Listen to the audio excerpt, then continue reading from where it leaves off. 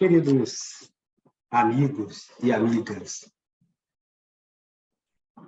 do nosso Momento Redenção, nós trazemos nesta tarde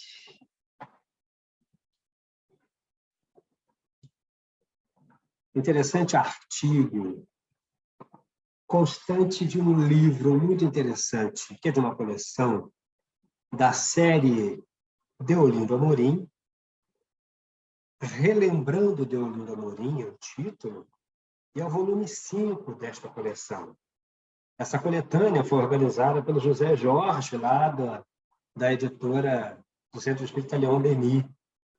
Essa série Deolindo Amorim é muito interessante, com materiais escritos, com escritos de Deolindo, com escritos de Deolindo, que é essa importante figura do espiritismo brasileiro, baiano de nascimento, carioca de vivência, e que foi figura marcante no movimento espírita brasileiro, genuinamente, ombreando lá com José Herculano Pires, por exemplo. Né?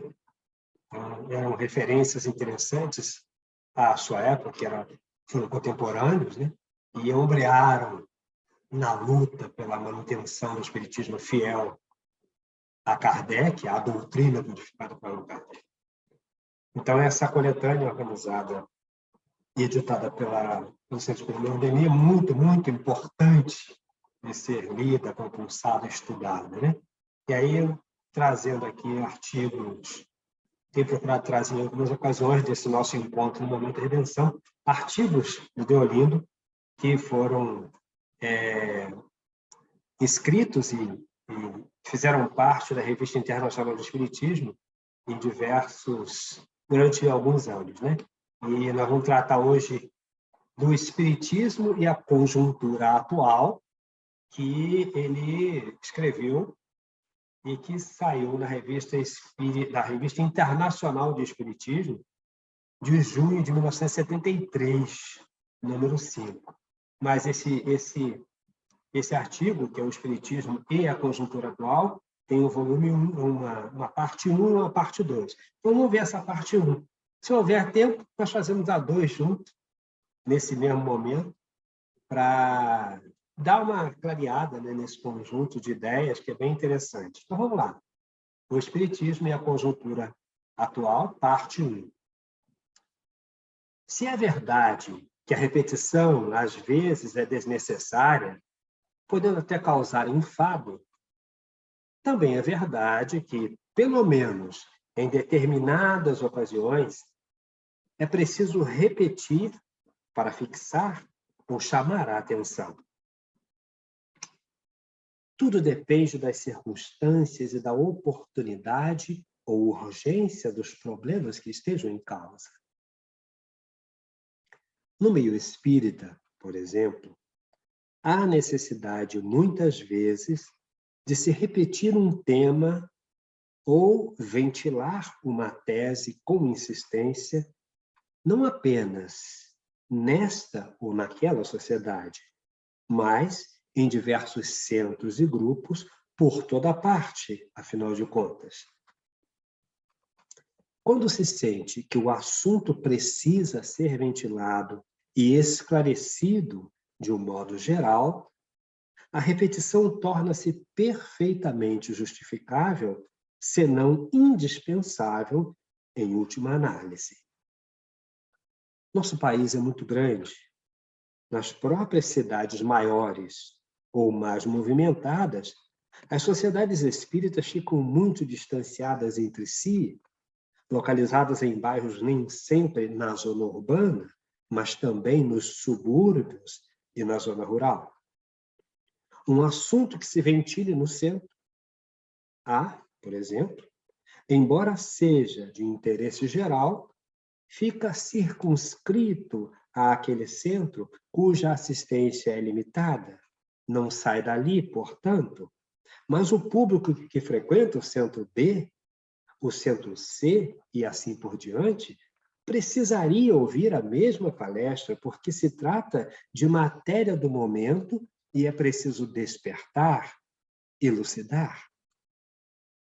A repetição, neste caso, é de todo aconselhável, se não mesmo uma necessidade. Nós estamos vendo que nós estamos tratando de 1973, né? Hoje nós temos um panorama diverso. A gente de casa pode assistir a uma live, seja onde quer que ela tenha acontecido, nós podemos vê-la, às vezes ao vivo, participando diretamente dela, e às vezes assistindo como vocês estão nos assistindo agora. Ainda há poucos dias, falando ao grupo espírita Gabriel, que fica no bairro de Marechal Hermes, utilizamos de propósito o mesmo tema de outra palestra proferida no grupo espírita André Luiz, no bairro do Maracanã. Nota da editora, os referidos centros e bairros ficam na cidade do Rio de Janeiro. Duas zonas diferentes, dois públicos quase estranhos entre si, mas o assunto é do momento. Não pode ficar entre as paredes de um único centro espírita. Assim entendemos, fala o Deolindo. Não foi uma repetição integral, mas o tema foi o mesmo, com a mesma tônica, que nos parece muito séria para os espíritas. De que falamos, afinal?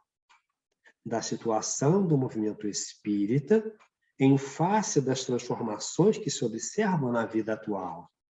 Então, nós vamos identificar, inclusive, que Deolindo, assim como Herculano Pires, assim como todos os espíritas com um grau de conhecimento efetivo da doutrina espírita e de seriedade, compreendem que a doutrina segue o padrão da atualidade nesse sentido. Os assuntos do dia a dia precisam ser discutidos, trazidos à luz da doutrina para uma melhor compreensão, muitas das vezes, né?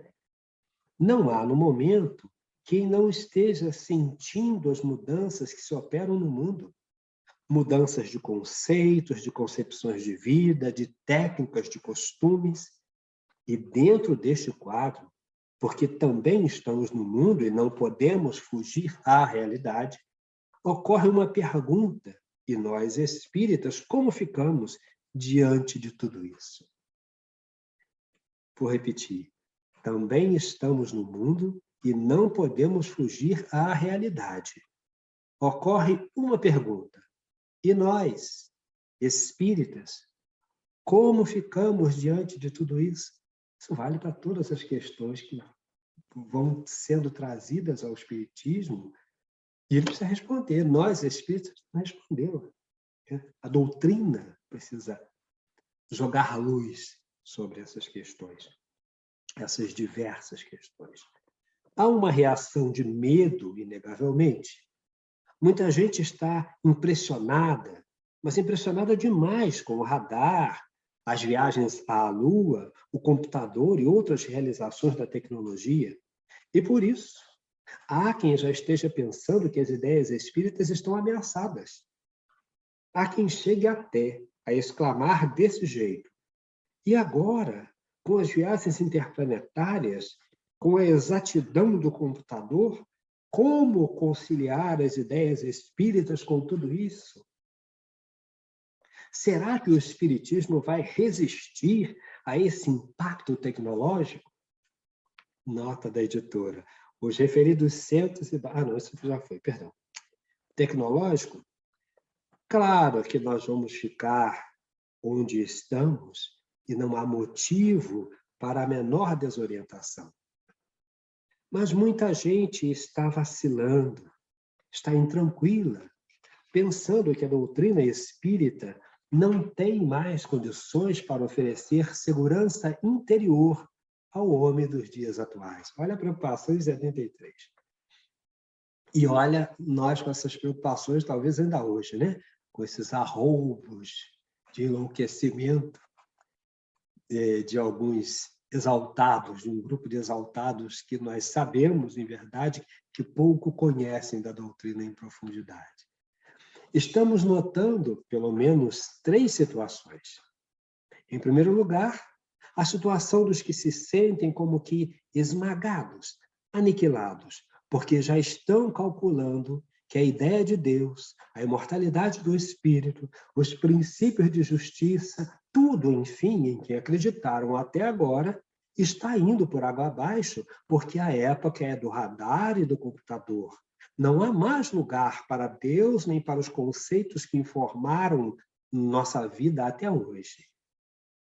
É realmente uma situação aflitiva para os que ainda não estão com o pé firme na terra, porque não têm uma convicção profunda. E lá vem a dolorosa pergunta: e como é que eu fico diante de tudo isto? Em segundo lugar, o que vemos em todos os níveis sociais é muita gente desorientada, sem saber que rumo tomar. E por quê? Justamente porque falta uma diretriz definida perante a vida. E as explosões da alma são constantes aqui e ali em todos os círculos de atividade. Já não sei mais o que faço diante de tanta coisa que está havendo no mundo. Francamente, não sei mais se acredito ou não acredito, se existe ou não existe uma realidade fora da matéria. É a confusão. Em terceiro lugar, estão aqueles que não perderam o rumo espiritual, mas preferem ser omissos, porque têm medo de serem levados ao ridículo. É uma situação realmente curiosa. Nesta categoria, há pessoas que chegam a falar assim: olhe, eu acredito, eu sei de tudo isso, mas se eu disser lá fora que há uma justiça perfeita além do plano terreno, se eu falar em Deus, por exemplo, vão dizer que estou desatualizado e, por fim, vou terminar caindo no ridículo. O medo de não ser levado a sério no ambiente de trabalho ou na vida social faz muita gente calar a respeito de certas questões fundamentais da vida, como a existência de Deus, a imortalidade do espírito, a influência do mundo espiritual no mundo terreno e assim por diante. De fato, ao lado daqueles que creem e sabem o que querem, há os que estão muito voltados para as soluções imediatas e, por isso, dão mais valor às técnicas e ao computador do que às concepções mais profundas, precisamente as concepções que dizem respeito à essência do ser humano, o espírito. Então, dizem eles, ora, nesta época em que já temos cérebro eletrônico, na época da cibernética, quando tudo está mudando, quando o mundo se transforma com toda a rapidez pela força mesma da ciência e da tecnologia, vocês espíritas ainda pensam em termos de justiça divina, moral cristã, vida futura e outras coisas ultrapassadas? Enfim, vocês estão fora da realidade. E há pessoas que, de fato, se confessam abaladas quando ouvem tais sentenças, mas não há motivo para arrepios nem vacilação. Quem estuda o Espiritismo em todos os aspectos, não apenas por um lado, tem lucidez necessária para chegar ao pensamento da doutrina.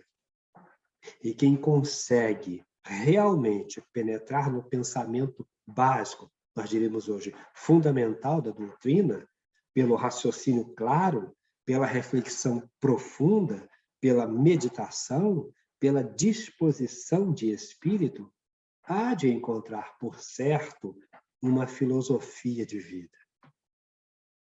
Quem chega a esse estado de espírito, quem se apoia nessa filosofia de vida, não se desorienta por causa das viagens à Lua, nem do radar, nem do cérebro eletrônico. Por quê? Justamente porque tudo isso está na ordem natural das coisas. A doutrina espírita não nos dá, nem poderia dar, a imagem de um mundo estático ou parado. Não. A lei de evolução necessariamente se faz sentir em tudo. Ninguém melhor do que o espírita para compreender o fenômeno tecnológico e suas consequências.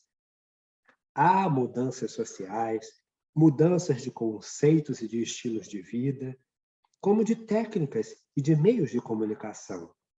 Nada disto, porém, modifica nossas ideias acerca da existência de Deus e dos princípios espirituais que esposamos. O próprio Allan Kardec advertiu logo cedo que o Espiritismo acompanharia o desenvolvimento das ciências. Temos hoje novo conceito de matéria. E o Espiritismo já não falava em estados desconhecidos da matéria há mais de 100 anos. Pelo fato de o homem ter pisado na Lua e não ter visto por lá muita coisa que gostaria de ver, não se vai concluir daí que as teses espíritas estejam arrasadas. Como? Por quê? As sondagens interplanetárias, porventura, destruíram a tese da pluralidade dos mundos? E não é uma tese espírita? Sim. Com todo o engenho de que já dispõe, o homem, para chegar à Lua e de lá entrar em comunicação com a humanidade terrena, está sempre sujeito a limitações. Seus instrumentos, por mais refinados que sejam, não lhe permitem conhecer o universo na plenitude de uma visão global. Há sutilezas e transcendências que escapam aos recursos materiais porque exigem depuração ou, por outras palavras, aprimoramento do espírito. Questões 17 e 18 de O Livro dos Espíritos. E somente assim é que o véu se levanta, como ensina a doutrina. Justamente por isso, nossas ideias não mudam de posição, nem poderiam mudar, porque não há motivo. Os astronautas nunca encontraram Deus na Lua, pois jamais seria localizado como se fosse um objeto, um ser finito. A própria natureza física tem seus imponderáveis, como se sabe. Nem tudo, portanto, mesmo no plano físico, se devassa a olho nu ou por meio de aparelhos de controle total. Certos aspectos na própria matéria visível reclamam especulação e dedução porque já pertencem a outra esfera de conhecimento, isto é, o plano racional e não mais experimental. Em que, pois, as ideias espíritas poderiam sofrer modificações ou enfraquecimento diante das recentes conquistas das ciências e da técnica? Os problemas espirituais coexistem com os problemas de ordem material na mesma sociedade. São problemas diferentes, têm causas diferentes, pedem soluções diferentes. Mas o certo é que pesam muito na vida de relações. E a tecnologia não consegue afastar os problemas espirituais da sociedade exatamente porque não tem meios. Considerando o assunto do ponto de vista sociológico, embora superficialmente, podemos dizer que as necessidades espirituais, coexistem com as necessidades materiais no mesmo grupo, na mesma comunidade, na mesma sociedade.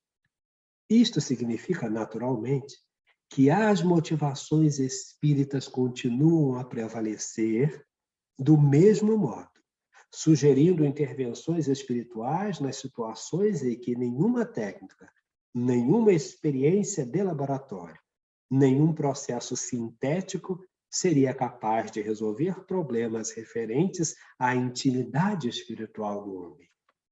O assunto sugere, finalmente, a seguinte colocação. Em primeiro lugar, resta saber se os problemas concernentes ao espírito podem ser resolvidos pelas técnicas. Em segundo lugar, Se a solução dos problemas materiais, sejam quais forem, desde que haja recursos técnicos e científicos, pode colocar o homem em situação de autossuficiência absoluta, substituindo a necessidade de uma crença, de um apelo ao poder supremo que é Deus.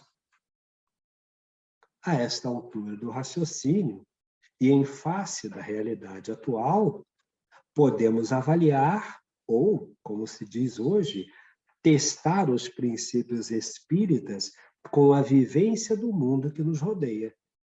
É o que pretendemos considerar no próximo artigo. E aí nós vamos aproveitar e ver esse próximo artigo, ou melhor, nós veremos esse próximo artigo numa outra oportunidade, para não ficar muito longo, muito cansativo, e tirar a possibilidade de um raciocínio tranquilo de cada um das senhores e senhoras de casa, né? Em suas casas, em momento agora ou em momento propício futuro. Enfim, muita paz, um beijo nos corações. Lembremos, Deolindo Amorim. Relembrando Deolindo, no livro 1, série Deolindo Amorim, volume 5. Mas nós voltaremos ao tema, o Espiritismo e a conjuntura atual, na sua segunda parte. Graças a Deus. Muita paz.